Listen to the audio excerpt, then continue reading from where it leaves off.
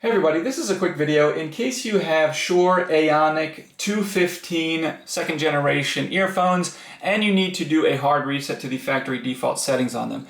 Now you're going to want to do this reset for one of two reasons really. The first one is troubleshooting in case these earphones are not connecting to your device, or they're not pairing with Bluetooth, or they seem to be not responding to the app, or not charging properly. Any issues like this can very often be fixed with a factory reset.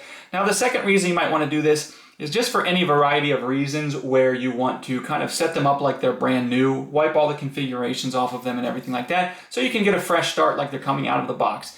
Now unfortunately on these earphones there is no way to do this factory reset via the hardware itself, so you will need to be able to connect to the Shure Plus Play app and connect to this device. So all you're going to do on that app is select this device, and on the device page for your earphones, you just scroll to the bottom. And you'll see at the bottom there is an option for reset. So you'll just select reset, then from there you'll select restore default settings, and then you'll just need to confirm. Once you confirm it, it will go in and it will reset everything on these earphones, all the configurations, all the presets, everything like that. Then you can go ahead and set them up basically like they're brand new.